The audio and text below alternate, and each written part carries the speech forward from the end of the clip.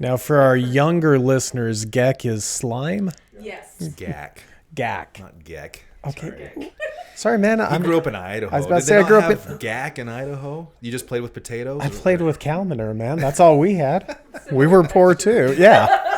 I thought it was the same. And ours was scented, too. It just smelled like shit.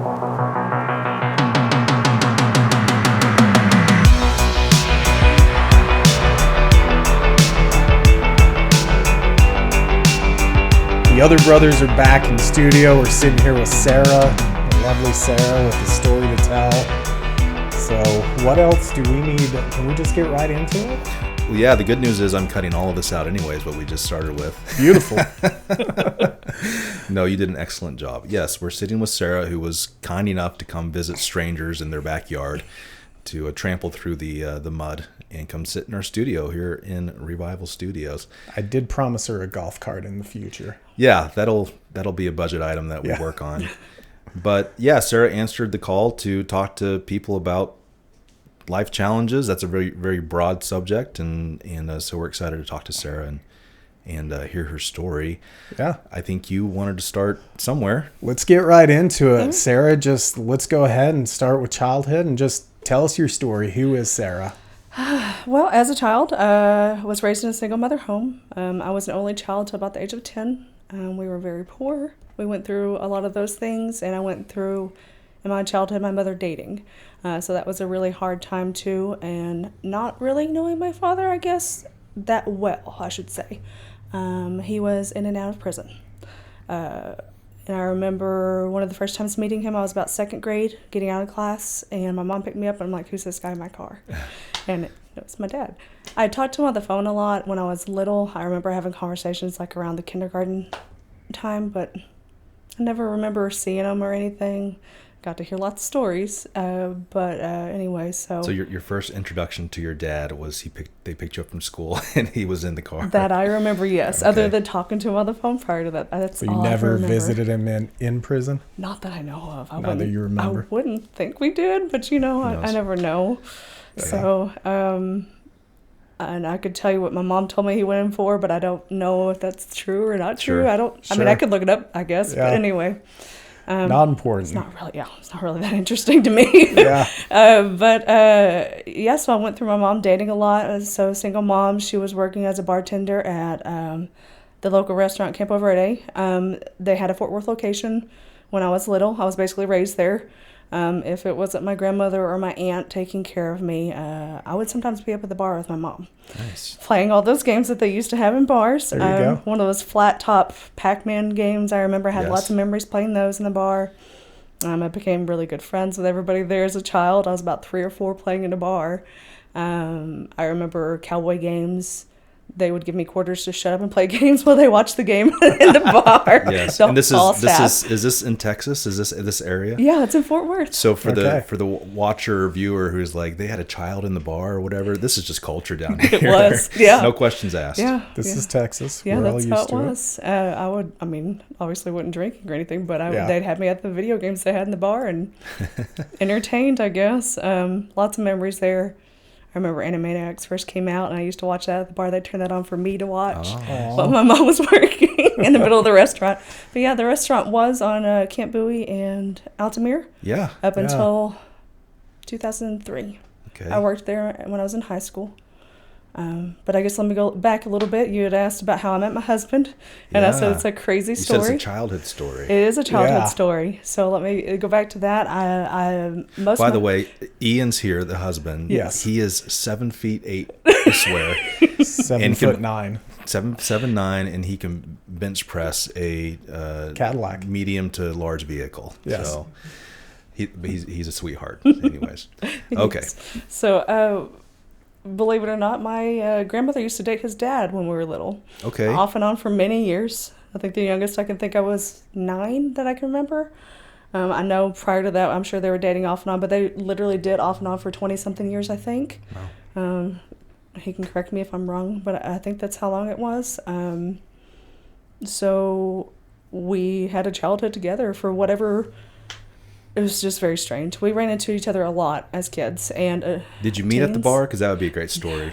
No. We met at His my grandmother's mom apartment. also worked there. They had a little playpen set up. It gets very interesting when you start finding out all the common things that we had. Sure. Apparently, his uncles were dating some of the ladies that worked at the bar with my mom, and they have children together that are his cousins, and it's weird. Awesome.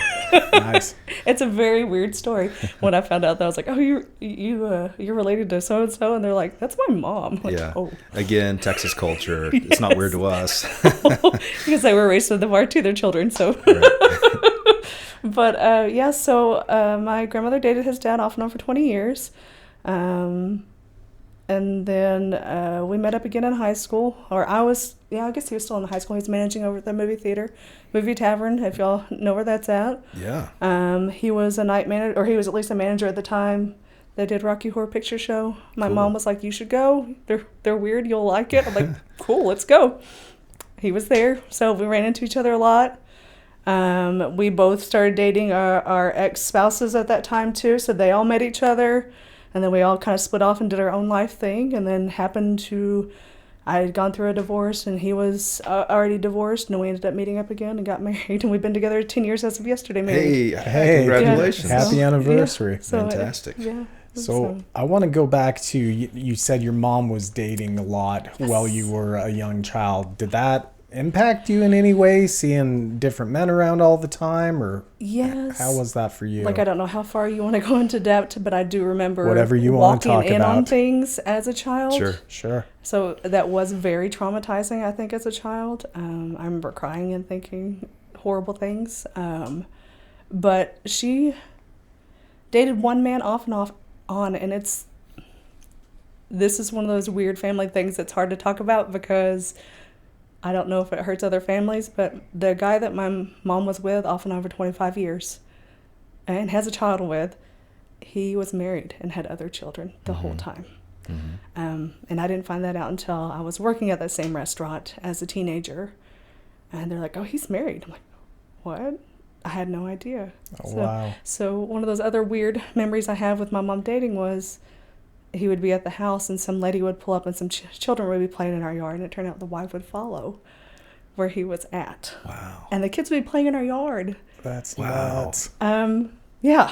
Wow. But I didn't find out till I was about 17 years old that he had been married that entire time, and I was like, "Mom, why would you do that to somebody else when you've been through that?" And anyway, so it was a little bit crazy there.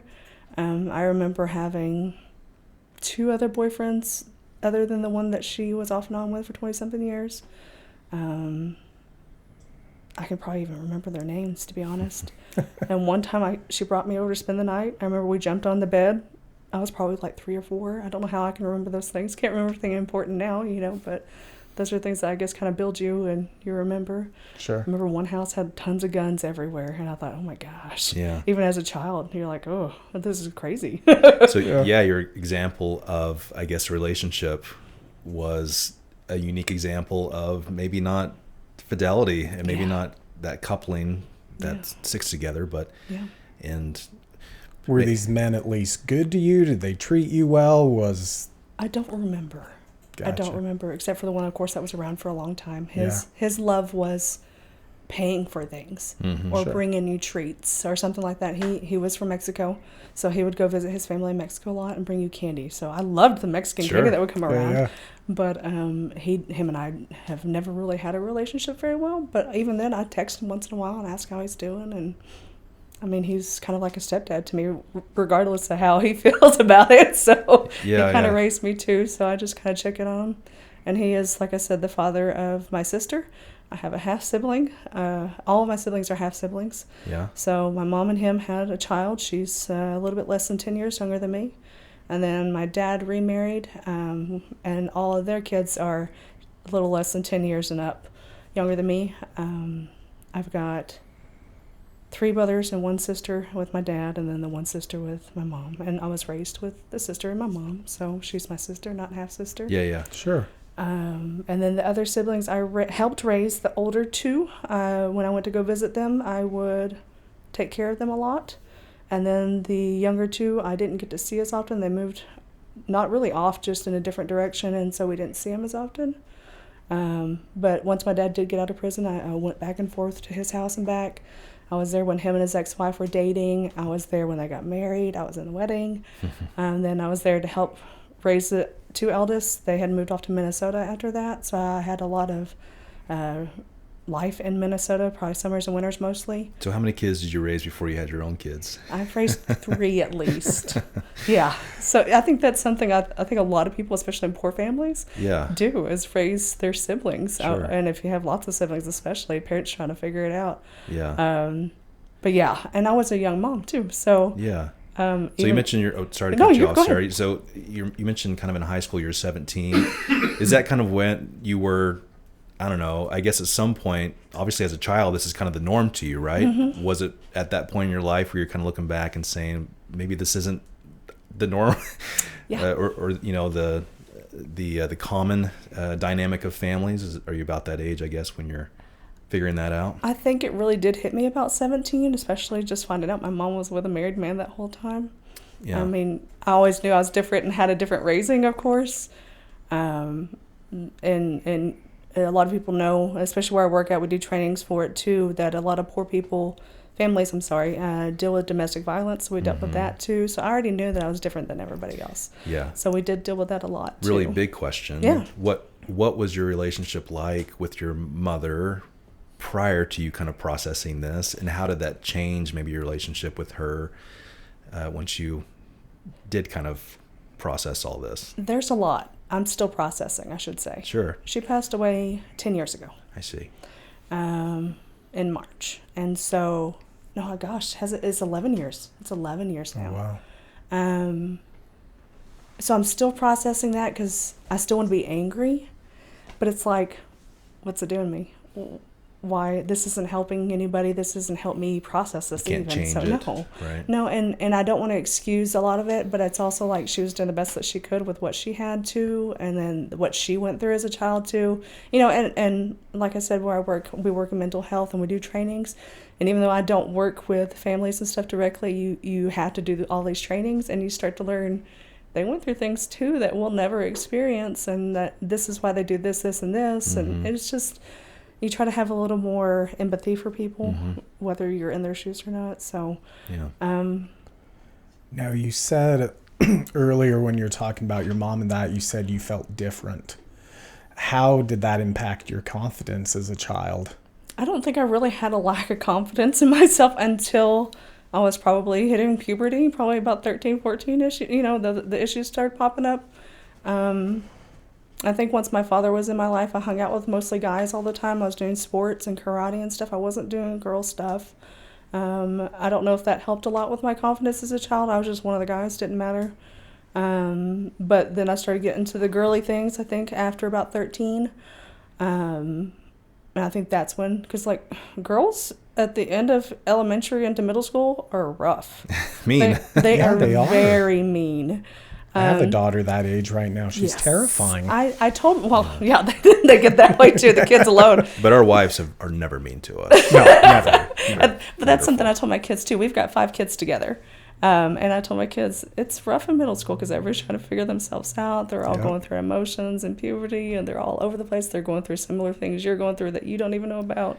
Yeah. And I was like, they're mean. Did they ever, were they ever aware of your dynamic, and did they ever use that against you to be mean? I mean, maybe that's kind of a weird question, but.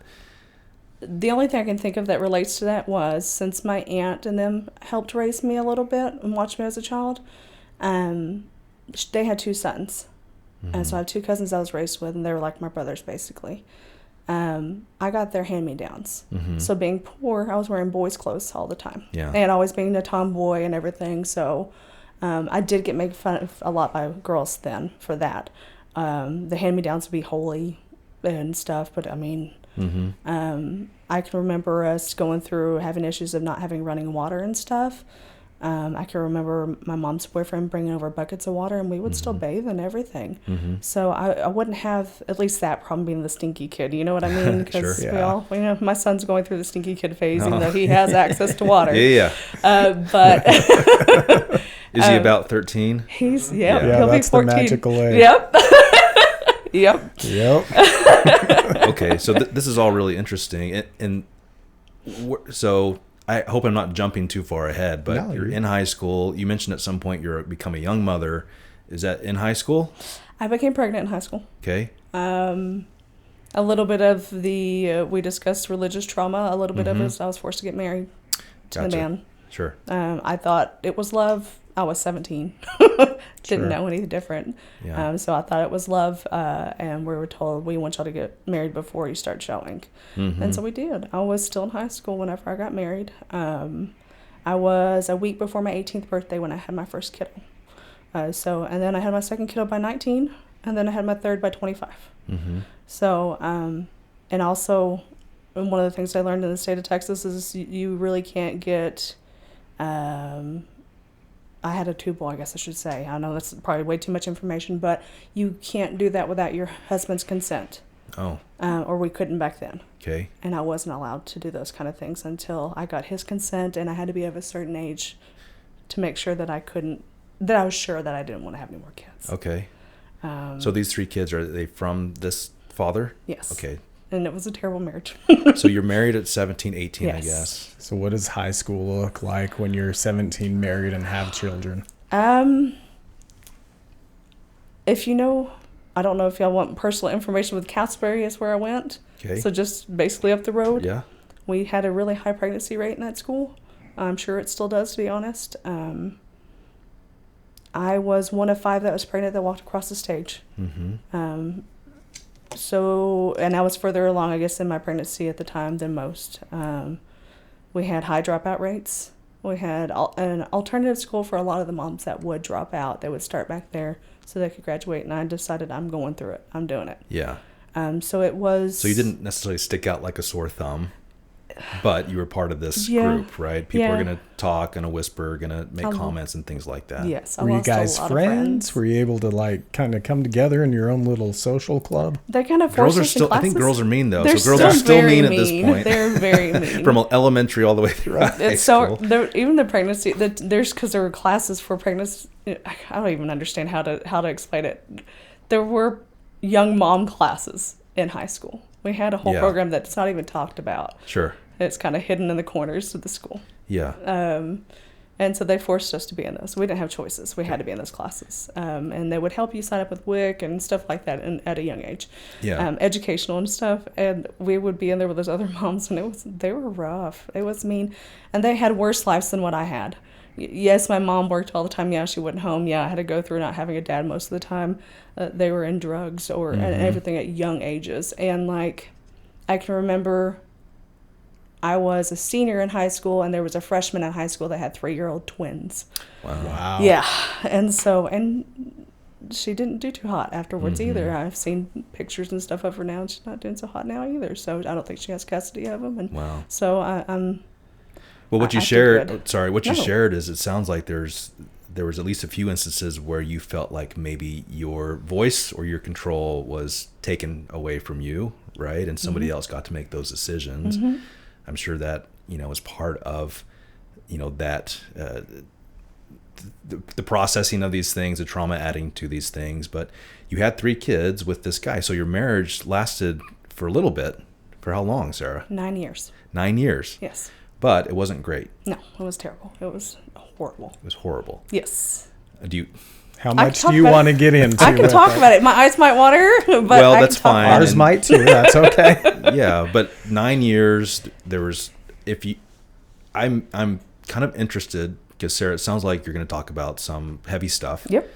And I think for anyone who's listening that might be in these situations, some people, and I'm jumping because I haven't even heard your story yet. But some people are going to say, Sarah, why did you not get out of this situation early on? Yep. So can you talk about, when you do talk about it, why it took 9 years, I guess?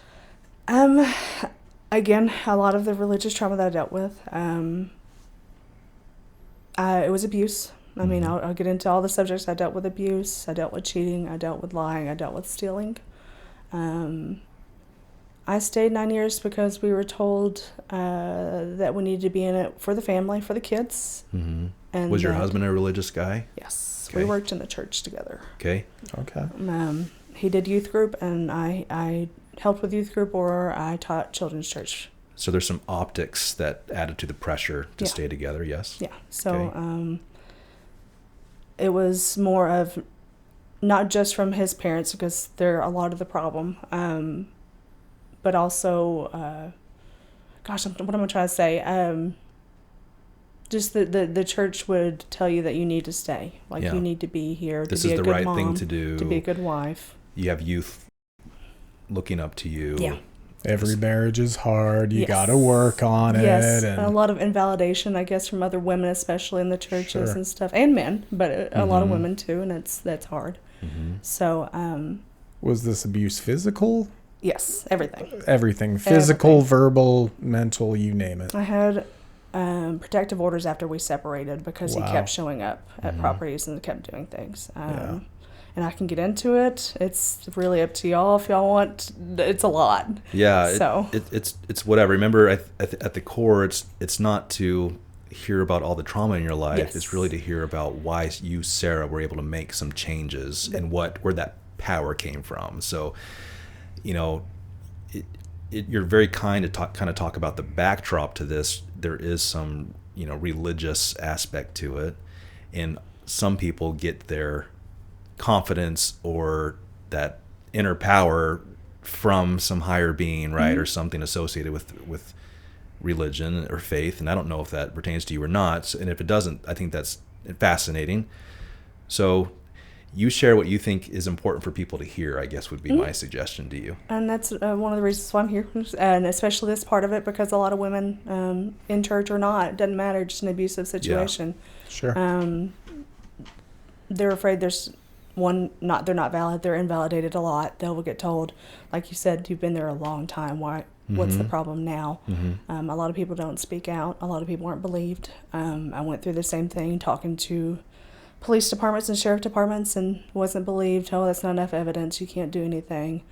Did you ever wrestle with personal guilt? Like maybe there is something about me that I'm not 100%. doing right, or maybe there's something to this and I need to change. And And I think that had probably me there for a long time too. for some reason, the It's okay. the spotlight is on. I need it really bright today. I don't know. We'll fix it on the fly. Okay. We'll do this as a cheap operation. You're Well, it good. sounds like, too, that's part of the religious trauma is they're, I guess, for lack of better terms, invalidating Yeah. you. You know what you're going through. You know it hurts. You know it's not right.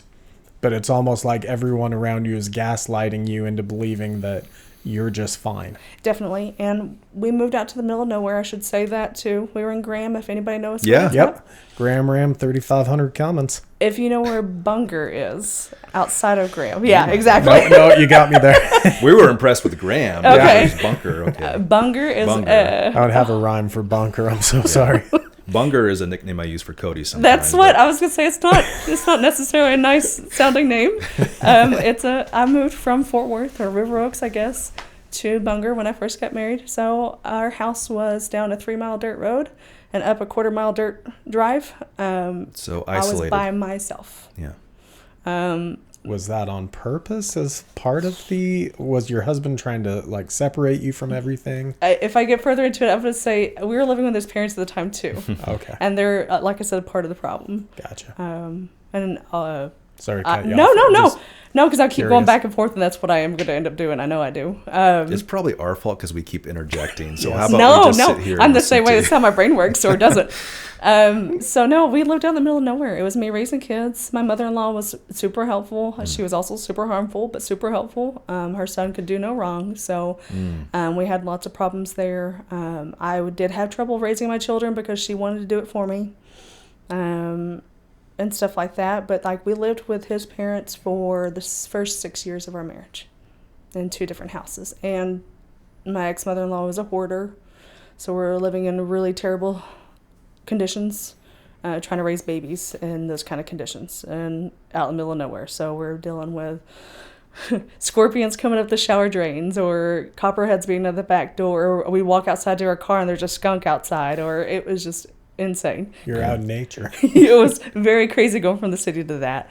I used to say we would hear sirens in Fort Worth, and then you'd hear the coyotes yipping out there.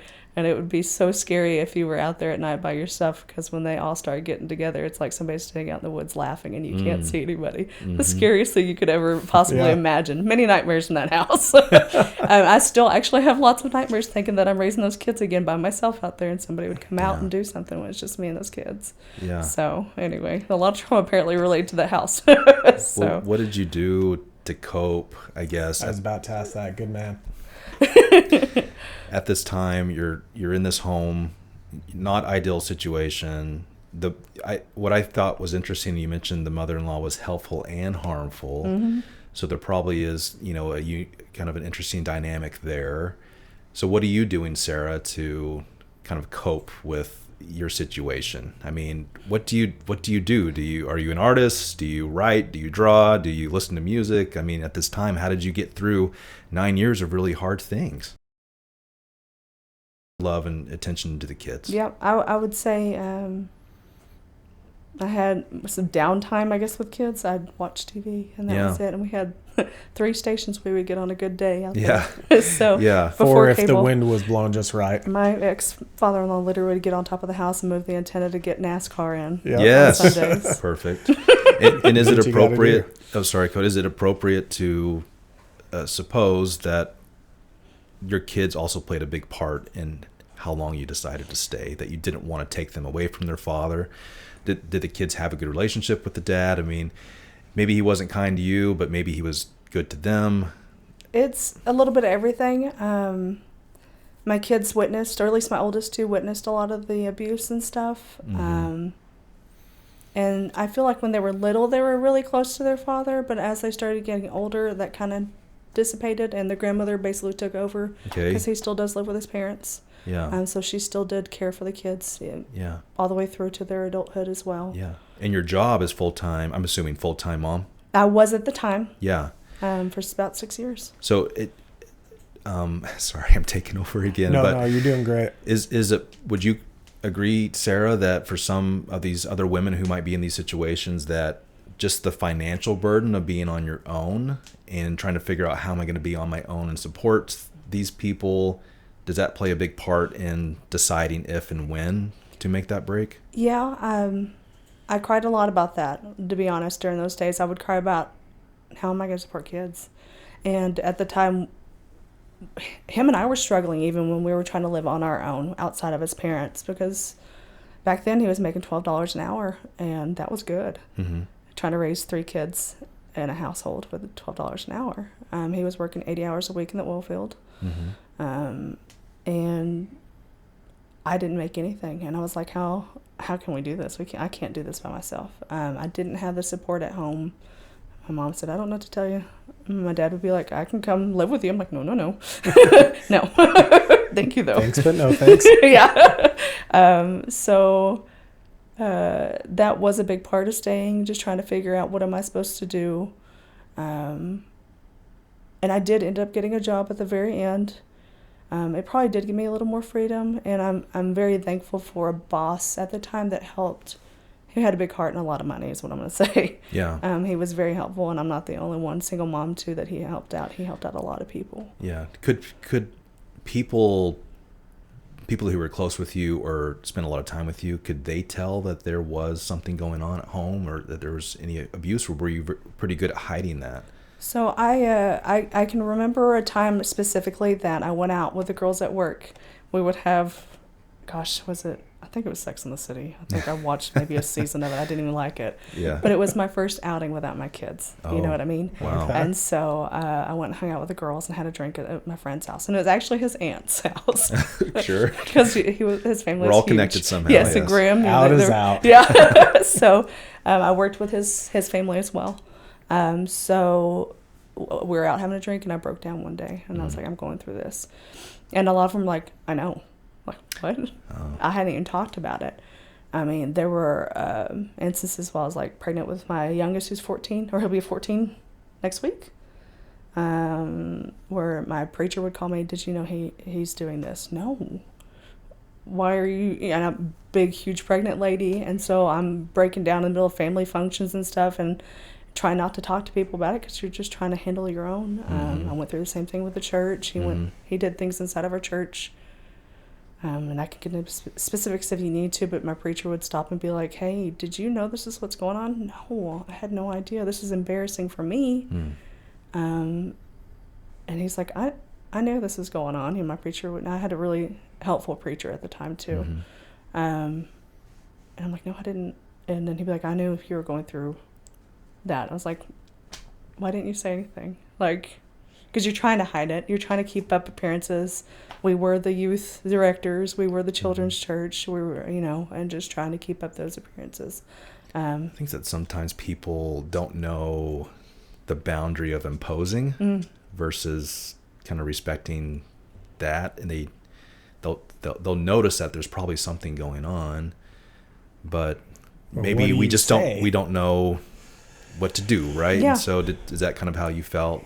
I think so. I'm sure. And his family, a lot of them came to me and like, we knew. And I'm like, yeah, okay, thanks. Right. Like, so you're thank you. Yeah, I mean, that's I don't kind of know. a slap in the face at that point, isn't it? Yeah. Cause I see you're going through this terrible thing, but I don't want to say or do anything to help. I think it was just kind of like that's what they were going through too, or maybe that's how they were raised in that kind of same household, and they just didn't say anything. But it's the complexity of the church and the Oh, religion, absolutely. I think, that adds to this, and that makes sense. It's this whole web you're tangled in, and it's... Yeah. The only question I have before we move off of your marriage, and this might be kind of a dumb question, but hindsight is always 20/20. If you look back at that, was there anything else you think you could have done to find more solace or more peace, or was that the best you could do given the circumstances? I feel like I did the best I could have for the circumstances, but I also think I wish I had swallowed my pride a little bit and got help sooner. I mean, I think you always want to go back and I could have, would have done, Sure. done Sure. this. But at the time, my ex-husband had told me, we don't need to be living off the government or getting assistance. And so my brain was like, I don't need that.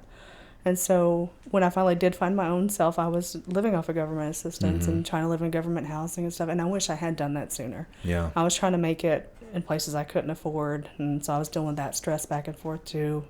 Sure. So I wish I had done that sooner. I wish I'd left their dad sooner, period. It's something I apologize to my kids about still. They're adults, at least the older two are adults. And I'm like, I'm so sorry. Like, I'm sorry y'all had to see that. And I hope that y'all never go through that. And hopefully I've raised you to understand not to go through that. And if you need somebody, I'm here to listen to you and hurt somebody if I need to, because you're my children. Well, and I don't want that question to sound judgy at all, or...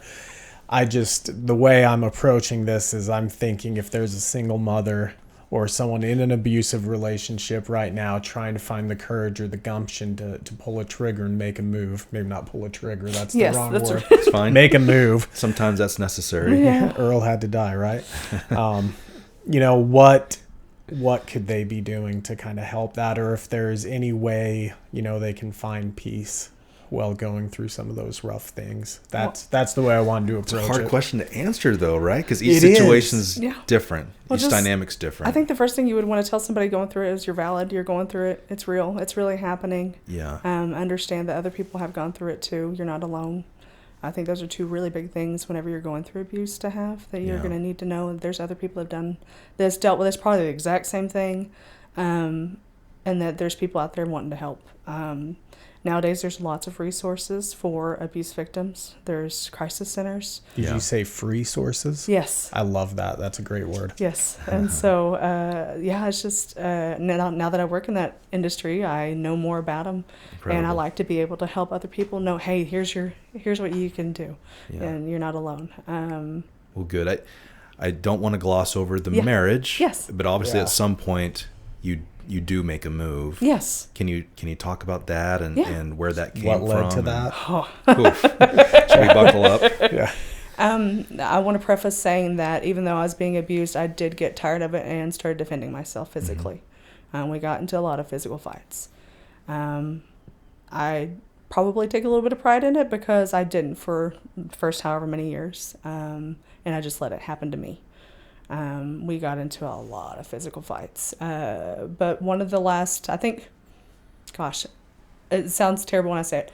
The last 2 times I found out he was cheating on me. One time I said, I'm not going to cry over this. I'm not hurt about this anymore. But it needs to stop or you're leaving. And then I found out he was doing it. I said, get out. I'm done. He's like, I had nowhere to go. I was like, well, then you've got 2 weeks on the couch. You're not going to bed with me anymore. I'm done. And I was like, you better figure it out after that 2 weeks. I felt like I finally got, I guess, courage to do it. But even then, that's when I had to start doing my protective order stuff because he got very physically violent. He also started trying to break into the house and steal things from the kids or myself. So that's when I got my protective order. So I got a little more courage to do that as well. I researched it where I worked at on my downtime on how to do all those types of things. Apparently it wasn't very common in Young County, so it was like, you can't do that. Yeah, you can't watch me. Wow. And so I feel like I just had enough. Yeah. If you've ever seen that movie Enough with Jennifer Lopez, that is exactly how I felt. Do you recommend it? Is it good? Highly, Oh, well, highly. And okay. it is exactly, I mean, obviously not as pretty or Hollywood's, perfect. But it's exactly what I went through. You hit a point. Yes. You finally hit a point, right? Yeah, and I feel like I finally learned not just that there's better out there, but that I'm enough to not have to put up with this anymore. You deserve better. Yeah. And I think I was hoping you'd kind of get to that point is I don't know, and maybe I'm putting words in your mouth, but going through the abuse, having the rough childhood, you probably just didn't have a lot of self-worth. I feel like that was a lot of it. Of course I deserve a husband like this because this is all I know. And one day you wake up and realize that, no, I'm a great person with a lot to offer, and I'm going to go find that.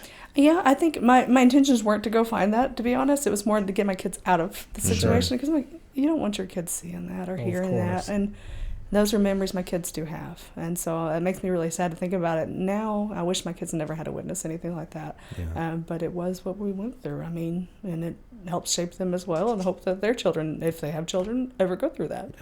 Again, a loving mother who's very motivated by her children and situation for them.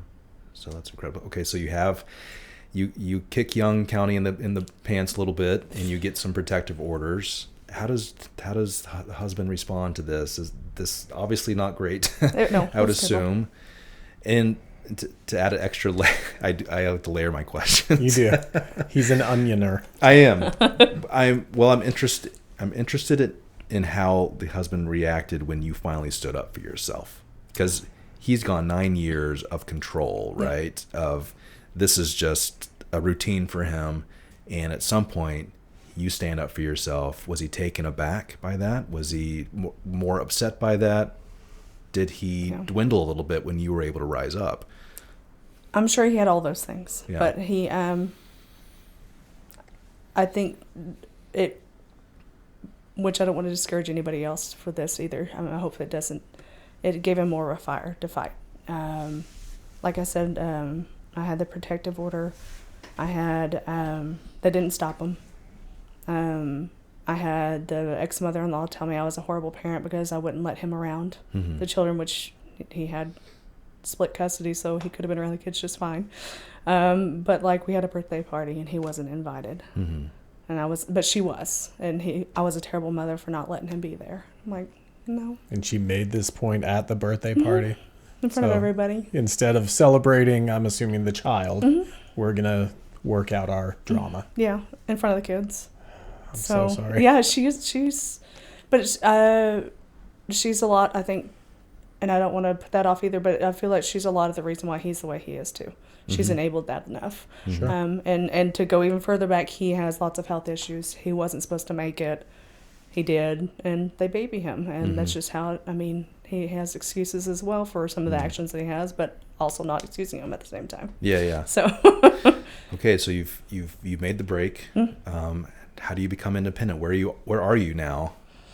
I'm still in Graham. Like I said, his family was huge. It covered most of the area. I had people watching me constantly. At work, at church, at home. So what do you mean watching you? I mean watching me. I had like people breaking literally into, like binoculars just stalking you? Yeah, and a lot of people make fun of me now if I talk about it because they think that I'm crazy. But I had a lot of things happen. I had people at the church knowing where I was at 24/7. I had people, and they weren't even related to him. It was just like gossip, I guess. Yeah. And I also wanted to go back a little bit. My mom was also going through cancer at that time. Right after I separated from him, my mom was dealing with cancer, so I was in Fort Worth a lot trying to help my mom. Sure. And at the time I was coping and I was drinking a lot. I think that was finally my first the separation from my ex-husband. It was the first time it's without my kids. So I finally was catching up, I guess is what my thought process was. But I wasn't in a good way. Right. Anyway, and so somehow they would find out about those things. The people at the church would come up to me, "Why are you out there partying all the time?" Oh, excuse me, how do you know this? But I also had, we had court a lot because I was trying to deal with the custody, child support because he wasn't paying child support, and things were brought up during the hearings. This is a very intense time. It gets really crazy. People broke into my apartment. I lived in government apartments. Well, to me, it makes sense that you're out there, I don't know, partying and tending to yourself, whether it's in a healthy way or not. Exactly. But this makes a lot of sense to me. Yeah. And then you're dealing with the stress of custody and court and all that stuff. People get, we're only people, right? And so how do you not we tend snap? to? I think I did. That's why I was drinking all the time. Yeah, exactly. Okay, sorry to interject. Yeah, I mean, I don't know. It was really hard, and I felt like it got crazier and crazier for a long time because, like I said, I had people breaking into my apartments. I had people tell me where I was at all times. There wouldn't be posts or anything. I'd tell people, "Please don't tag me that I'm here." But they would still find out where I was at. No idea what I was doing, who I was with. I don't know. It's just, it got really insane for a long time. But I did go out and party. I partied hard, really hard. Not good choices. But you were able to escape. Like while you're partying, you could at least escape from all of that. Yeah, and I feel like I made up for all that time that I didn't have those times. I feel like a lot of teenagers, even if they don't party hard, Sarah, you're 17, party. Yeah, married. I was basically 17. Doing the best you can, right? Yeah. Like that part of your adolescence, that was yielded to being a mom and being responsible. So this really makes a lot of sense. Yeah. Don't blame you at all. I would say, even if people are judgmental about it, I'm like, well, you didn't probably, have to go through it. I'm sorry. But then people probably use it and kind of weaponize it against you. Oh, definitely. I had the threats of children being taken away from me because I was partying too much. Even though the kids had never been around any of that, they were never around anybody I dated or anything until it was serious. Which there was one other than my husband, to be honest. So. I'm really excited to get to the point where the love story of you and Sarah come together. It's like I said, it's insane. You can tell it's building as we go. The anticipation is killing. I want him to have literally ridden in on a horse. Ridden or rode? I want him to rode in on a horse to save her. Rudin. It's Radden. Yeah, thank you. Sorry. Okay. In armor. That's a lot of armor. Oh, well, yeah. He could do it. Okay, sorry, Sarah. Back on point. Where would we like to go from point? I don't know. So you're doing court stuff. You're partying a lot. You're being stalked and harassed by the community. Yeah. I'll give you one specific one that was really crazy. I had to go out of town for something. I think the kids were doing like competition cheer, and we had to go up to Wichita Falls. My car couldn't make it. There was no way. So I borrowed the ex-in-laws' car because they were helpful. Like I'm saying, they were very helpful and not helpful.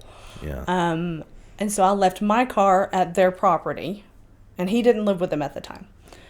And we left keys in the ignition, just so people are like, "What?" Yeah. We left the cars outside the keys in the ignition. Yeah, normal thing to do. Yeah. So I had left the keys and everything in there, borrowed their truck, came back, gave them the truck back, and went on my way. No big deal. I didn't think anything of it. They didn't think anything of it.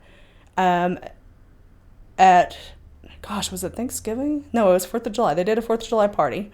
I was there. I was putting car seats back into the car. Everybody's there. Ex-husband was there. All the family, they were talking junk to me or supporting me. It just depended on who you talked to or when you were talking to them. And went out to the car to go put in the car seats, and he came outside and I didn't know. So I had my back to the door, and he slammed the truck on me while I was bent in there. Mm-hmm. And then he had told me, I got your keys. And I was like, what? What are you talking about? I didn't think anything of it. And later after all that, went home, had some of my first police interactions, I call them, out there, showed him the bruises from him slamming the truck on me and stuff, the truck door on me. And I had found a key on the ground. And I was like, well, that's weird. Why is that there? It was because he had stolen my keys. And he made copies of all of my keys. The thing is, he wasn't smart enough to make copies of the right keys. Okay. He made copies of where I worked at. I worked on the second floor of a bank at an insurance place. He made copies to the bank. Okay. And so I let the bank know. Yeah. He got in a lot of trouble. Yeah. They don't like that. No, and we weren't very much fans of that. And I was like, you didn't even know what and he had lived with me before we had separated, so he should have known what the house key looked like, but apparently that's what he had done. So when he couldn't break into that, it was a trailer, he went and tried stealing all the air conditioners out of the windows, including in the children's room. Just to, out of spite, Yeah. just to cause trouble. Yeah, like I said, it got a lot worse. So stuff like that would happen. The pettiness of taking yours, I'm okay with. Yes. That's not nice. Right. But I can live with it. But taking your kids' AC? The hell, man? That's where I'm getting heated. And we're in Didn't Texas. mean to say heated. Ooh, but that's pun. No, do not leave me hanging. sorry. Okay, so just a lot of weird stuff like Yeah, that. that was mostly pettiness that I usually went through. Like I said, it just kind of got really, he did come back a lot. And a lot of it was physical, but a lot of it was stupid stuff like that. Sure. So his reasoning was taking one of the ACs was his aunt's. I'm getting my aunt's AC. Well, that was the one that was in the kids' room. Why would you take that in the middle of the summer? Because we had separated in June, and it was about July. He was trying to steal that. He tried taking the one my mom bought for us, which was the actual good one that worked. This house had no insulation. We had no air conditioning whatsoever. We had all window units. So one I borrowed from a friend, one we borrowed from his aunt, and then one my mom bought us. And it was the big one. And he tried stealing them all. Yeah. How are your kids? What do you tell them? Like, how are they dealing with their dad this? trying to rob you? It was during times they were gone. Okay. So make sure he was very sly about making sure nobody saw anything. But when I called out the sheriff's department at that time, the window units were literally hanging out the window, and they're like, "You couldn't do this by yourself." I'm like, "No, I'm too short. I can't even reach that. There's no way. Like, to be outside to do that." And they were very helpful from that moment on, but the sheriff's department prior to that hadn't been very helpful. Yeah. Did they not believe you? Yes.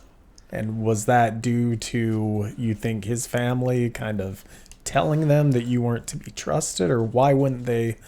I just, that blows my mind, because it seems like we live in a world today where the woman is automatically trusted no matter what. And that's what I had been told prior to as well. Yeah. And always gets custody of her children, and I didn't go through all that. I did not have that experience. So yours was very unique. Yes. And I think this is a reminder that even though you can break these relationships or exit out of this marriage, you're still connected, right, by these children or by the dynamic of the family. And so, that's, I guess there's some comfort to know that you're no longer in that situation, but you're still having to deal with the aftermath of this relationship. Oh yeah, definitely. And I will until my son's 18. Yeah. So I still at least have 4 years. Yeah. So. Okay. Here we go now. I don't know, because I feel like I'm going to keep going backwards, and I don't mean to do that. You're doing great. No, you're doing wonderful. You're doing great. Was this, I guess we always kind of go to, was this your low point that made you want to change? Or where do we get to where we meet Ian and we start to make the changes that lead us out of this place? So I like to talk about, whenever I talk about Ian, I was partying at the time pretty hard. And I was partying with a common friend that we both drank a lot in town. She had been dating lots of men, and I was like, "Where are you meeting all these men?" Got onto Plenty of Fish. Yeah. That was a big deal then, and to find local people. Oh, can I ask Go ahead. real quick? Why are you whispering? I don't know. I just want to be respectful to Sarah. Okay. Because Plenty of Fish is a Christian dating site. See, I didn't know that. Oh, okay. And so, obviously... How do you know that? I didn't know that. No, I didn't know that. Don't worry about how I know that. And my profile's locked, so don't worry. Okay.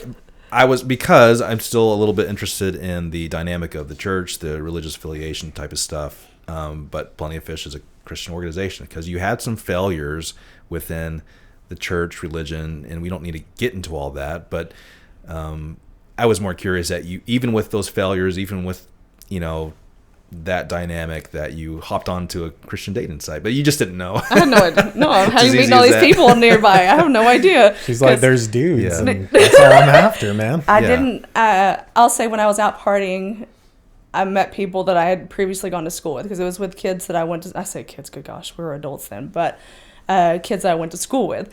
So I was meeting kids that I went to school with, and it just wasn't. It wasn't worth it. I had one serious relationship, like I said, prior to Ian, and that was a terrible mistake as well, because he was also very verbally abusive. And I almost settled again, and he was wanting to rush, love bomb, and wanted to get married immediately. It was my friend's son. I worked with her, and I just should have known better. And my kids remember him very well as well. Okay. Especially because he was a yeller and a screamer. They remembered that. So I was like, this isn't going to work out. Bye. So like I said, I started Plenty of Fish. I was asking my friend, how do you find these people that you're seeing, guys? And she was like, oh, Plenty of Fish. So we're literally drunk at the bar. And she's like, look at all these people. I'm like, oh, okay. And she was absolutely gorgeous. And I'm like, I'm not going to meet the same men that she's meeting, but that's okay. I'll meet somebody that likes big people. Because, even then I was big. I guess I'm about the same size now. But it was hard because you don't know. And that was something my ex-husband and my ex-boyfriend had instilled in me, is you're fat and ugly and you're never going to find anybody. Okay. And I don't like that. Yeah, and the ex-boyfriend, one of the last things he said is, you're lonely and miserable and no one's ever going to love you. I was like, thanks. But I also took that as more fire to, I'm going to find somebody because these people are crap. Yeah. Well, you still knew your self-worth. You still knew your value. Yes, and I did. Really cool. I think I built it up a lot, especially when I was single. There were lots of interested men and women and everybody else. And I didn't have that problem anymore. But the weird part was, those stories will be on the Other Brothers After Dark. Things, I don't mind talking about There's the paywall we talked about, so save those. I don't want to get into some of it. We've got Ian groaning in the studio here. I think we've struck gold. He knows. He knows all my stories. I'm a very honest person. So, okay, so you're dating. Your ex-boyfriend was a jerk. Yes. Sorry, I don't know you ex-boyfriend, but if you told Sarah, who I've only met for 45 minutes, that anything negative, then I have a problem with you. So yeah, kick rocks, dude. Yeah. Okay. Plenty of Fish, believe it or not, Ian's my third match. Okay. And I was like, I know him. And so I'm drunk and stupid. I messaged him, and I literally fell off my stool. You remembered him from childhood. Yeah. And he looked exactly the same, except for he had a red beard. So he was 7'6" when he was a child too? He was a very tall 9-year-old, what I remember. 9 to 12-year-old. Very tall. And I like to go back and tell stories about this as well, because one of the only memories I have of him, as he knows, the only memory I had of him was, like I said, we were poor. I was very excited when my mom could get me something nice. Usually it was stuff from the pawn shop, and I was still very excited. Yeah. Sure. One of the things that was popular at that time, and I was about 9, was GAC. Yeah. And so, stuff. yes. Yeah. But it was scented GAC. Yeah. And so it was only big for a little while. So I got purple GAC that was popcorn scented. Nice. Very excited about it. And Ian was kind of a bully when we were kids. He liked to push people around. He's going to say no, but it's wrong. And he borrowed my GAC. He's like, can I see that? I'm like, sure. He went outside. He never gave it back, did he? Oh, no. Okay, he couldn't. It had fallen on his white shirt and had melted into his shirt. So, same day, Christmas Day. Oh. He doesn't remember. No, but he is a romantic, and whenever, I'm sure I told him I was drunk that night, that, you know what my memory is of you, and blah, blah, blah. And I told him in one of our first, I guess, dates, he bought me GAC. Yeah, he's a very now for our person. Younger listeners, GAC is slime. Yes. GAC, not GEC. Sorry. GAC. Sorry, man. He grew up in Idaho. Did they not have GAC in Idaho? You just played with potatoes? I played with Calendar, man. That's all we had. Similar we were texture. Poor too. Yeah. I thought it was the same. Fair enough. And ours was scented too. It just I was smelled going to say, shit. Was it hard to find GAC? Like eBay. eBay. Yeah, okay. That's pretty slick, though. It was. I think it's still in a package somewhere in our garage because I didn't want to open it. Because he might, He might lose it on his shirt or something. That's so sweet. So you guys start dating, and at what point, you are an open book, and I think you mentioned that. At what point do you kind of open your book to Ian and tell him everything that's going on so far? He knew pretty much at the very beginning, because right at the beginning of our relationship, second day after we were just seeing each other, we hadn't even really become official or anything. He had forgotten his wallet and left it there, so he had to come get it from me. I was at my mom's house taking care of some of the stuff. Forgot his wallet. Yes, that's exactly how I said it. That's exactly what I said. Exactly. And I woke up at 5 and had to go. he left his wallet, and he came and got it. And when he came to the house, my mom goes, "Good God, I don't remember you being that tall." And then she made sure to tell him I like going to the movie theater. And then she made sure to say, "Hey, I have a TV that's not working. Can you help me put it or fix it?" And he did. And that day he left and he got his wallet, and he was like, "Does this give me brownie points?" And I'll just never forget that. And my mom was smitten with him already. Mom saw something in Ian that she wanted for you. That was the only time they ever met up before she passed. She passed away maybe a month later. Wow. So, yeah. But her and I had discussed a lot even during my separation. She's like, "Where do you see yourself, or who do you see yourself with?" And I had told her way before I'd even met Ian again, I see myself with an old friend, somebody that I've known for a really long time. And she's like, "Why?" I was like, "I don't know. That's just what I see." Yeah. I mean, that's what ended up. We're best friends, and he puts up with me. And at the time, I was a heavy drinker, and he helped me a lot get through that. I one day decided I'm spending way too much money on alcohol and not my children, and I'm gonna quit, and I did. I did cold turkey for a long time, and lost a lot of friends because they wanted to go out and party. I said, "No, thank you. That's not my thing right now." And I lost a lot of people. And then also, I guess I just kind of, now I drink every once in a while, but I'm glad that's that's one of the bad things I did back then. The other one was Plenty of Fish helped a lot of those bad things. So I didn't have any of that anymore. I just stopped. I got out really lucky. But you credit Ian a lot to your ability to... Yeah. And I don't want to put that on his shoulders, but yeah. He's got big shoulders. He does have big shoulders. He's got plenty of room. Throw it all on there. I mean, quitting alcohol, I can't speak from experience, but I know that's a very difficult thing to do. I'm very hard-headed, and I think that's also what helped me through the divorce or the separation as well. It's just, I'm going to do it. And I did it. And like I said, I have a drink once in a blue moon now. We have alcohol in the house. We never touch it. It just doesn't happen. But you have a better relationship with it, obviously. Yeah, and I think I just, like I said, I'm very hard-headed, so I just kind of like, you don't need that, so just don't do it. I'm like, okay, I won't. You know? Incredible. Yeah. So you've met Ian. Yeah. You guys are dating now. You've got a healthy relationship. He's helping you. How do you... He's returned the gack. He's returned the gack that he stole. Yeah. How many years prior? 20? At least 20, 25. 20-year debt that he's made good on. You're a good man, Ian. So how does Ian propose? Let's move into that. How does... We're enamored with Ian, so... Yeah. No, it's okay. You're doing the whole thing? You want me to talk the whole thing? Okay. This day in particular, the proposal, he came down, he said hi. He met me at the door and said hi or whatever, gave me a kiss, and then just left me. And I had all these bags. I was already in a mood too. It doesn't ever help. So I'm trying to lug all these bags, and I'm having bags in both hands and one over my shoulder, trying to walk up those stairs, and they're very steep stairs. And I was cussing at him the whole time. I got upstairs, threw all the bags down, opened the door. I'm like, what the hell? And he's on his knee.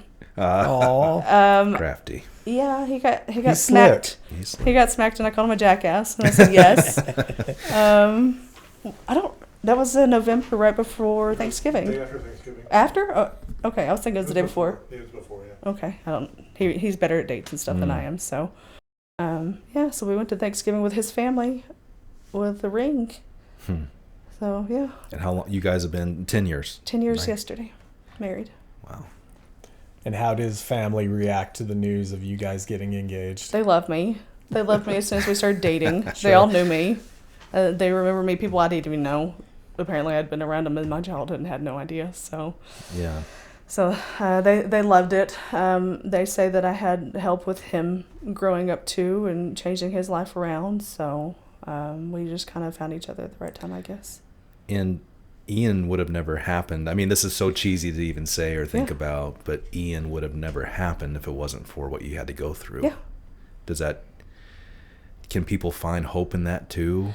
We have that story a lot with people. Literally, we were looking at getting a car while we were early in our marriage, and the guy was like, so how do y'all know each other? And we tell him our story, and he's like, I'm going through a divorce. Is it going to be okay? He literally was just crying to us about it, and we're like, yeah, it's going to be fine. You're going to find somebody. It may take a really long time, but it's out there. And it's hard when you're in the middle of the storm, right, to know that there's going to be an Ian on the other side. Yeah. But I think that's just really interesting to think sometimes it's necessary to wade through those things to get what we really deserve as far as our value and what we hope for. And you mentioned that you're kind of working now in this field. Can you talk about what you do and how you got into that? And we just happened to move back to Fort Worth after my mom passed, and we went through a lot of trouble with that too. Tried to have custody taken away from me again, trying to say that we're moving to where my mother died in the house. Like, they tried everything, right? We kind of just moved. I had a little bit of a 401k saved up. I got that out. That paid for us. Some people gave us some going away gifts. I think my office where I worked at there paid for our U-Haul because nobody wanted to give us money to help us move back. We moved into my mom's house. Got really lucky there. I had no job. He moved into the Fort Worth house too prior to that, and he had no job because he had to quit when he moved there. We could have been looking at homelessness, I guess, even because we had nothing. But I think he found the job first. I think he went to one of the other theaters. And then we only had one vehicle because he didn't have a license at the time, trying to drive 5 kids in a small little vehicle that I had. And then I found my job. Somebody said, no, actually I started another job prior to that for a month. Worked at hospice for a whole month. And then I needed a new job. My friend said, they're hiring. So I went to, I can say, I just didn't know if that's something I need to say, but MHMR. They used to be known as mental health and mental retardation. Now that we all know that the R word's not something you need to be using, they are my health and my resources, but they've also expanded to help people with there's addiction, homelessness, abuse, everything else. So I feel like that was also a great fit for me at the time too, going through all that. So I've worked there for 10 years. I started working there as a clerk in what we called ECI. It's early childhood intervention with children with disabilities. Worked there for 9 years, I guess 8 years. Moved over into inventory, working in therapy inventory, and now I work in medical records for the whole MHMR, not just the ECI division anymore. Okay. So I work in medical records now. I'm great at admin is what I do. And data. So. But you're so close to kind of that world that you lived and experienced and are now working for a company that I guess helps or advocates for those people too. Yeah. Were you able to use some of your experiences to, I don't know, console people or share your story or? I feel like I didn't, since I don't really do direct services, I don't see families so much, but people that I worked with were going through similar things, and I would help them talk through. I'm probably one of the, I'm probably going to sound terrible because I probably ended a lot of marriages, but I helped women. Or saved people. Yes, yes. So I helped lots of friends go through divorces and find what they needed to be finding, or help, just help them get them back together. Yeah, it can happen. Yes, you can go through it and you'll make it, and your kids are going to be maybe in therapy, but they're going to be fine. I mean. Yeah, but you couldn't have been, I think that you probably are a very powerful advisor, and you couldn't have been that powerful of a advisor and counselor if you didn't have those circumstances on your own. Yeah. Nobody wants to say these things were good because they weren't. No, but I think the power can come from gleaning the experience and seeing how you can help other people through those experiences. Yeah. And do you find some personal fulfillment from being able to do that? I think that's one of the major things that I've always wanted to do is to help others, and that's kind of what I do now too anyway, outside of work too. And I think that does give me a lot of, what's the word? I can't even think. I guess gratification in helping others who that could be possibly going through the same situations that I went through, or just similar, and just try to help them get out of it as well. Are there more resources now available to people than there were in your situation? I would say there is a lot more resources, but I feel like it depends on where you're at. Yeah. So, like, do I think that Graham probably has as many resources? No. Yeah. But Fort Worth does. Lakeside probably does, because I actually know a lot of the things here in this area. Mm-hmm. Yeah, there is a lot more resources out there, and where do people start? Where do the people who are in the situation start to get out, and where can people who love these people, recognize these people, are friends with them, coworkers, where can they start to help, if they even can?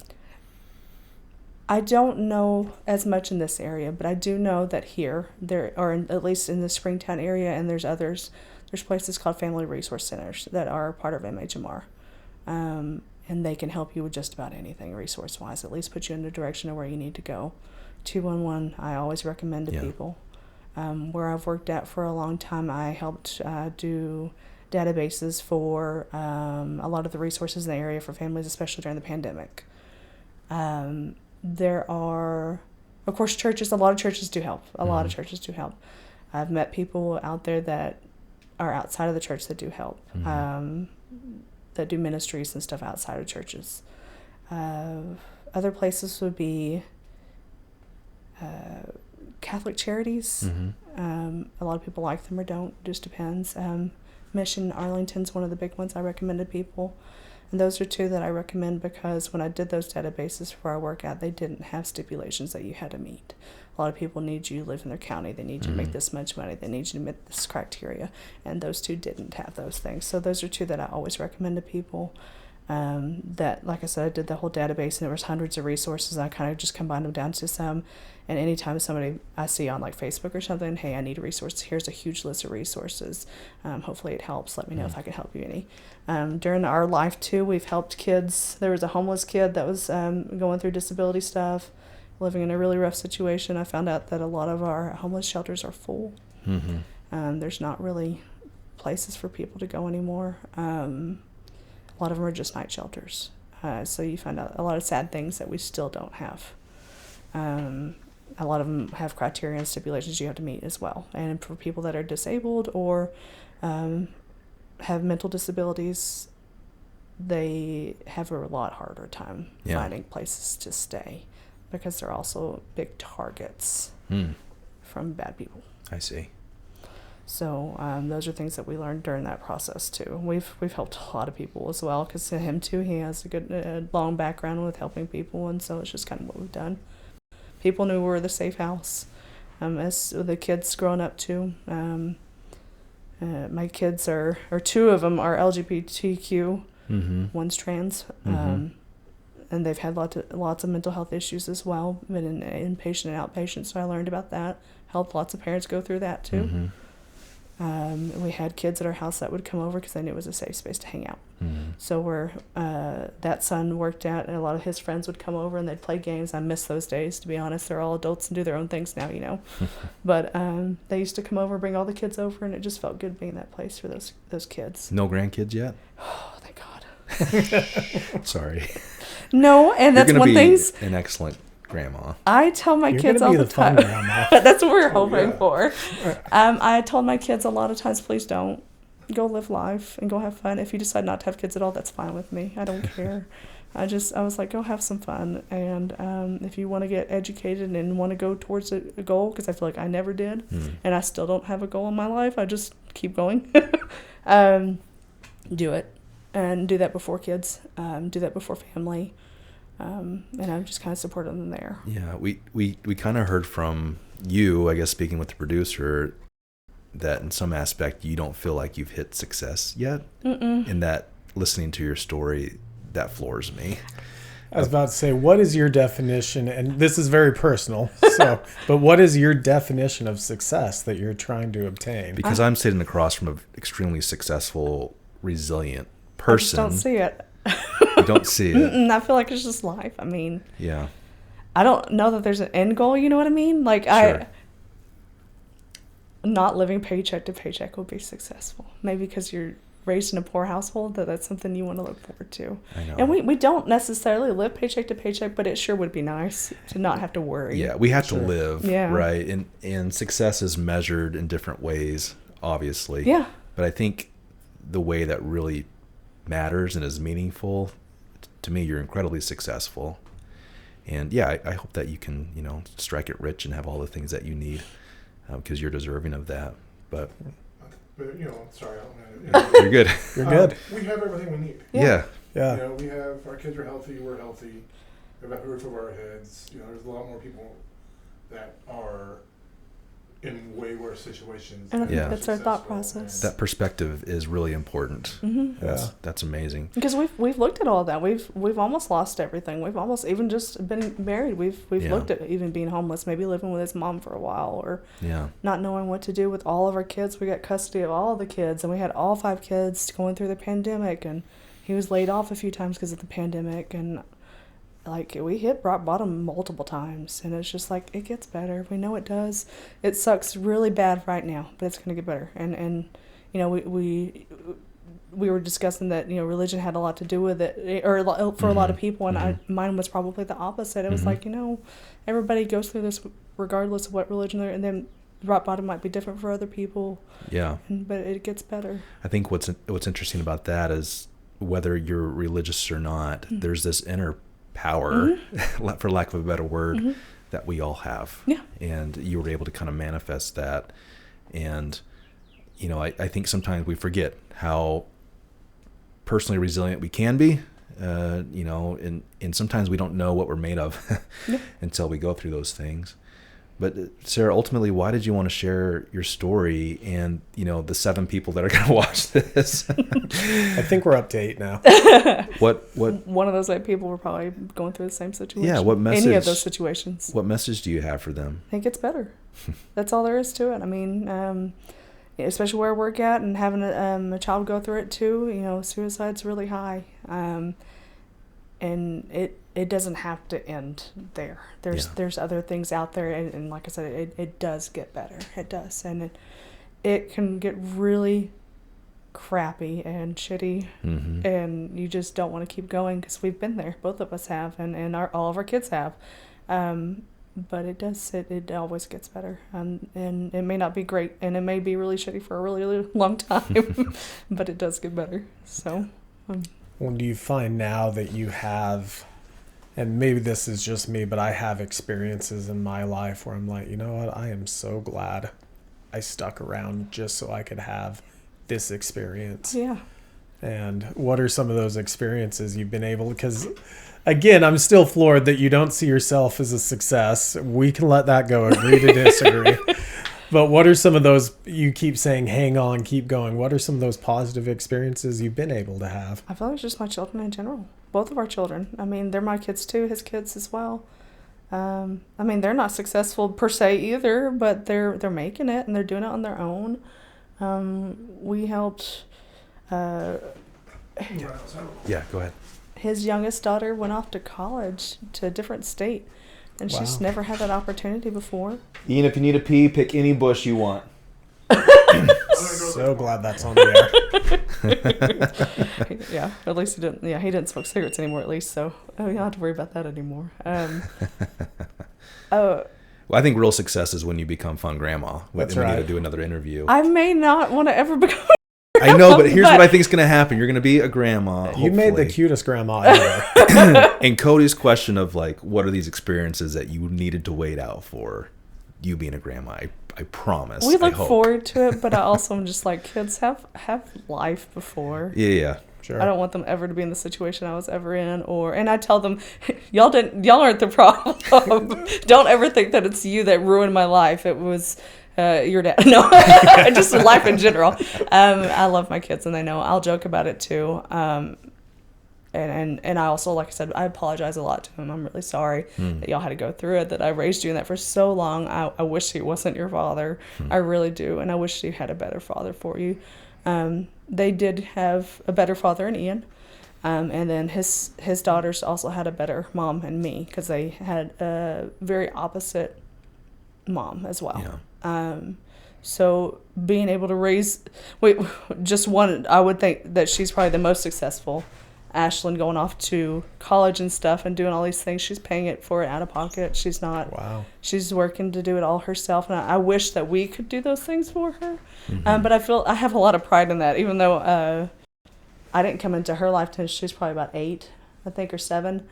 But we have a lot of pride in that. We've got one graduating next week from barber school. She'll be a barber. It's no help to you or Ian, but No. well, the beard. She's going to do beards. I was yeah. about to say, I does need beards. her card. You know what I mean? She's in Wichita Falls right now. Straight razor. I mean, Yeah, you get sick of doing it yourself. It'd be nice to have someone do just. you have one of those claw? No. That's Are nice. they We worth need the it? claw. Oh, yeah. Okay, I It's need to a try it. 4-way. Can we get sponsored by the claw or whatever Yeah. it is? That's our goal. Put both y'all's heads in there. Totally. I can see the advertisement now. That's right. Well, Sarah, I know we probably glossed over lots of Oh, different things. definitely, and I can always come back anytime you Well, want. no, I just want to I want to make sure that we don't, inappropriately condense the story that you want to tell. So is there any more that you want to talk about or put out there? We talked about it a little, and I feel like she needed a little more air as my mom. Like I said, I kind of forgave her. We went through a lot of arguing when she was dying. She said, "Why me?" And internally, I was like, "You were horrible." But what good would that have done for anybody at the situation at that time? She was a great grandmother. She was a wonderful grandmother. Spoiled my kids rotten. And if she had been around when the girls had come into my life, she would have taken them in just the same, which his family has taken in all of us just the same too. They're kids and grandkids. My family not so much. So they're a little bit more difficult. But she would have loved them, and it was just really hard when she was dying. Because I wanted to be mad, and I was also hurt for my children, which my oldest one remembered. One of the last things that she had said to them was, I want to see y'all grow old. And so when she passed away, I didn't have them with me, and so having to go home and tell them Mimi's gone. The oldest, I'm sorry, I'm going to get emotional about You're that. I broke down and said, but she said she was going to watch me grow old. I said, I'm sorry. But you can't help that. And she wanted to, but she couldn't be there. And I still have obviously a lot of trauma with that part. And I'm sorry because I know you probably can't make out what I'm saying. No, you're good. Keep going. It is really hard losing a parent, and it doesn't get better. It doesn't get any easier, and that's something that we talk about, my husband and I, a lot, because his parents are still alive. And at that very same time that I lost my mom, same day, maybe even the day before she passed away, I got a call from somebody I didn't know, saying that my dad was in prison, or they couldn't find him. And it was his new girlfriend that I'd never met. And I said, have you checked the jails? She was like, no. Is this common? And I said, not necessarily, but it wouldn't surprise me. And I said, excuse me, forgive me, I'm picking up my funeral outfit. And she started crying on the phone too. She was very young. And it did turn out that my dad was in prison, so I kind of lost my mom and my dad at the same time. And some of the only conversations that I had with my dad after that were that I was a horrible person, that I wasn't a good Christian because him and I were together. He would tell me horrible things about Ian, which was funny because it was really not Ian or his dad. It was another guy that my grandmother dated at the time that I remember very well. And he had horrible things about Ian to say, and I finally just cut off contact because all he would bother me about was about money. He wanted This money. is your father you're talking This is my about? dad from prison. And so going through that, and then he would tell me, I'm so sorry about your mom. I loved her a lot. And I'm, no. That didn't hit right. No. And he really is still a very terrible person. So I cut off contact with him and most of his family because they still try to guilt trip me for not being the house that he came home to when he got out of prison, or not funding him while he was in prison. Within like a week of my mom passing, I guess they assumed I got money. And they started calling me, asking me why I wouldn't put money on his tickets and stuff and helping him. Why? Like, I'm grieving my mom. Oh, it got worse than that. His ex-mother-in-law, first time I met her, she was like, let me know when you're ready to start selling your mom's things. His ex-mother-in-law worked in estate sales. That was the first thing she said to me. Wow. Terrible people. We had a lot of terrible people in our lives. So they're not in our lives anymore. They're there. they're there. Yeah, but I think what's great is your family, extended and close family, doesn't have to define how your family is now. No, with we you made and our Ian. own. And you can break those traditions of of being critical and abusive and unencouraging. You can break with those chains from each family to each family, and you and Ian obviously have done that, which I think is really beautiful. Which is why you're successful. But I also like to encourage other people that you can always cut off toxic family as well. It's not a bad thing. Don't let people tell you that it is. If they're not helping you or encouraging you, you don't have to put up with them. And I feel bad with my kids now because they didn't get to know my dad that well, or that they don't know any of that family. But I'm like, you're not missing out on anything. And you got a lot of people that love you regardless, mostly his family. And they've been there. They took us on like their own, like we were just that one piece that was missing. And my family's still not that great either on my mom's side either. But the thing with like my family is like, we knew each other when we were kids. I have 2 other sisters. They knew her as well. Yeah. So that's where that whole tie comes Yeah. into. Yeah. They have their own relationships from 20, 25 years ago, aside from me. So Yeah. That's kind of how they all connect, and they have all taken us in, and we're all together and everything. So. yeah, and we wouldn't be successful without them either. I mean, She used it. She said Yeah. successful. Oh. We did it. I wouldn't say, I don't think that we're Dang, successful. you messed up. I feel like there needs to be an end goal, and I don't have an end goal in life, so I'm just like, we haven't, you know what I mean? Like, You don't know what you want to be when you grow up? no, I say Me that. neither. I So literally that's say great. that all Join the the club. time. Yep. Join the club. I want to own a coffee shop. Oh, that's great. I have no experience in coffee. Yeah, that's okay. That's your stick. You have no idea if your coffee's good or not. But I also Works for a podcast. Right. So use it Is on that coffee. what I need to do? Yeah, good point. No, but I also wanted it to be like an inclusive place for people to be able to go and just be safe. Sure. And so that's one of those things I take pride in, is having a safe house for somebody. And so we wanted to have that, or gaming. We're very nerdy. Obviously, I have Transformer tattoos and stuff. So I wanted to be able to do like D&D there or whatever there for people at the coffee shop, have fun, stuff like that. Or concerts. We wanted to be able to do local concerts and stuff. Oh, that'd be Yeah. a blast. But there's we do y'all. Cody does a one-man show. It's incredible. Oh, No, I don't. you don't feel like you're successful. Not in that area. There is one here, but it is church related or Christian, and I wanted something that would be open Yeah. for everybody, regardless of whatever. If you just need somewhere to come have a drink and sit down and hang out and feel comfortable, that's what I want to do. But I just don't have any idea how to get there. I can see it. I can see it happen. Yeah. Well, Sarah, your story is incredible.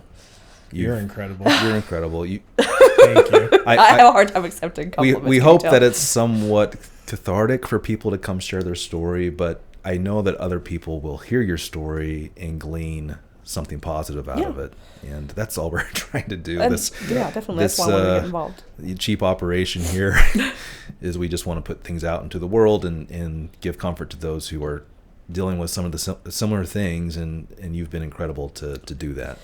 Thanks. So it's hard to hear those compliments. That's why I said thanks. It is very You're hard. doing good. Dude. So thanks for being a great mom and being so caring and kind to other people, and thanks for finding Ian. Yeah. And I'm glad he found me. He saved me too. I say that a lot. Chances are you and I know each other. we have to know each other. This is a small Do you have a town. yearbook? 'Cause I can. Yes, we can find it. Yeah. We'll work on that. Yeah. Okay, so next episode, we're gonna bust out the yearbook and pictures. find My the yearbook Jer pictures Bear are and Ian. terrible. Are terrible. Weird way to end the podcast, but I we're all friends now. Yeah, that's usually how it goes. We're all friends, and Yeah. Is it okay to end the podcast? I mean, we can keep talking. I didn't want to we're prematurely do almost anything. at the hour-and-a-half mark. So to be respectful of Sarah's time, I think, Sarah, do you have any final thoughts or parting wisdom to leave on us? No, I can't think of anything. I feel like we discussed everything. If there's any topics you want me to go back on, I can do that or Well, expand on. no, I think you did, and you've been super fun. You've been wonderful. Thank you for your time. I did it to you now. It's hard to wrap up a show. It is. So let me sit back and watch you do it. I was going to let you. No, we've seen me. I want to see you. All right, OBOGs. So we've By got... the way, that's not a slur. That's Other Brothers Original Gangsters. Yes. Okay. Yeah. Let's make that. The OBOGs. We've had Sarah and her lovely husband Ian in studio today. We've talked about Sarah's story, and we've really learned that no matter what life throws at you, with a little positivity and some hard work, you can overcome just about anything. And no matter what you're going through, stick with it, because your Ian is waiting on the other side. Beautiful. And with that, good night, America. Good night, America.